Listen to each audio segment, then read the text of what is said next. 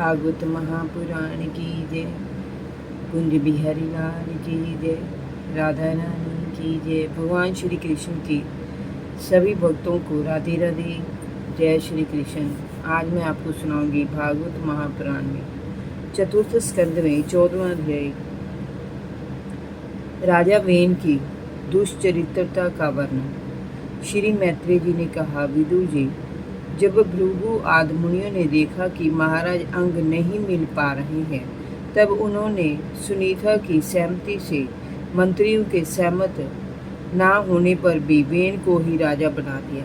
When बड़ा कठोर शासक था। उसके भय से चोर डाकू जहाँ तहाँ जा छिपे। राज सिंहासन पर बैठकर वेन अत्यंत अहंकारी और बेलगाम हो गया।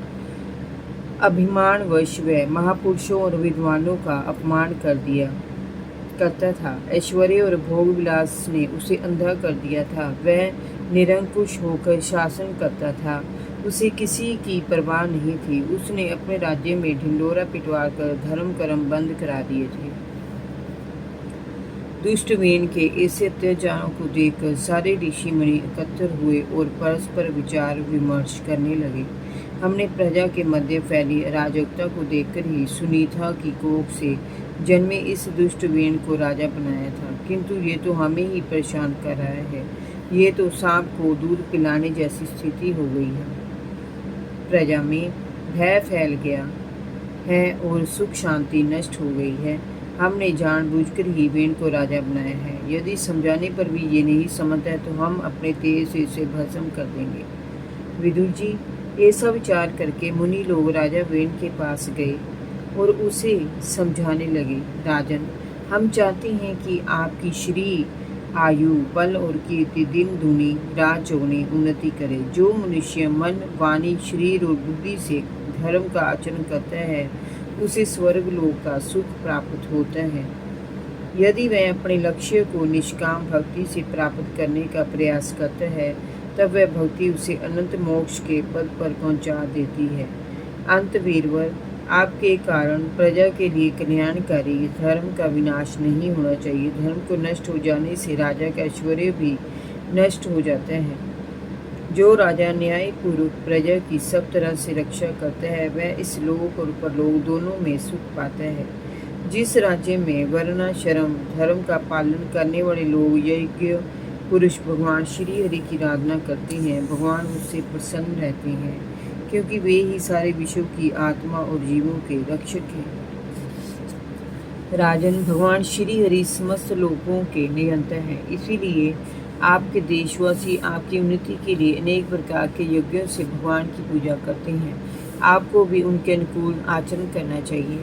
आपको यज्ञों तथा धर्मानुष्ठानों को बंद करके देवताओं का तिरस्कार नहीं करना चाहिए। वेन ने उनसे कहा, तुम लोग बड़े मूर्ख हो। तुम अधर्म को ही धर्म मानते हो। तो जो तुम्हें जीविका देता है, तुम्हारी आवश्यकताओं की पूर्ति करता है, उस राजा को छोड़कर तुम न जाने किस भगवान की पूजा करते हो। तुम्हें तो मेरी पूजा करनी चाहिए। जो लोग अपनी मूर्खता से परमेश्वर स्वरूप राजा की उपासना नहीं करते, वे अपने राजा का अनादर करते हैं। उन्हें ना तो इस लोक में सुख मिलता है और ना परलोक में। तुम जिसके प्रति भक्ति रखती हो, वह योग्य पुरुष कौन है? ये तो ऐसा ही है जैसे उल्टा और दुष्चरित्र स्त्रियां अपने पतियों से प्रेम ना करके पर पुरुषों से प्रेम करती हैं। विष्णु, ब्रह्मा, महादेव, इंद्र, वायु, यम, सूर्य, मेघ, कुबेर, चंद्रमा, पृथ्वी, अग्नि और वरुण आदि जितने भी देवता हैं, वे सभी राजा के शरीर में ही निवास करते हैं।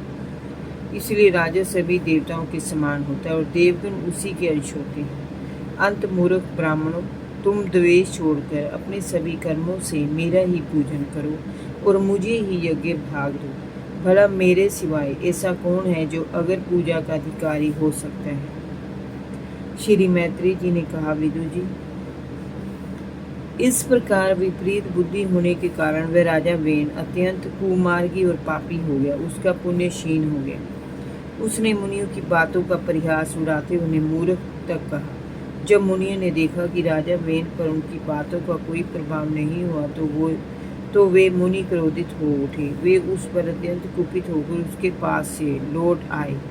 तब मुनियों ने उसे मार डालने का निश्चय किया, क्योंकि यदि ये जीवित रहा तो धर्म का विनाश होगा और चारों तरफ अधर्म का बोलबाला होगा। ये दुराचारी राज्य सिंहासन के कतई योग्य नहीं है, क्योंकि ये निर्लज पापी यज्ञ पुरुष श्री हरि की निंदा करता है। जिसकी कृपा से इसे ऐश्वर्य प्राप्त हुआ है, ये उसी की निंदा कर रहा है। तब उन मुनियों ने अपनी मंत्र शक्ति से राजा वेण की हत्या कर दी। वेण की माता सुनीता अपने पुत्र की मृत्यु पर शोकाकुल होकर उसके मृतदेह पर गिरकर विलाप करने लगी। एक दिन की बात है कि विदु जी वे सभी मुनिगण सरस्वती नदी के तट पर पवित्र जल में स्नान करके बैठे थे और यज्ञ से निवृत्त होकर हरि चर्चा में लीन थे। तभी उन्हें देश में अराजकता फैल जाने के खबर सुनाई देने लगे। उन्होंने देखा कि बहुत से सशस्त्र लुटेरे उनकी ओर दौड़े चले आ रहे हैं, किंतु उन्हें रोकने की समर्थ होते हुए भी हिंसा न करने की दृष्टि से उन्होंने उन्हें नहीं रोका। वहां से हटकर वे राजभवन जा पहुंचे। वहां उन्होंने बड़े जोर से मृत राजा वेन की जांघ को मथा तो उससे एक बौना पुत्र उत्पन्न हुआ। उसका अंग कोए के समान काला था।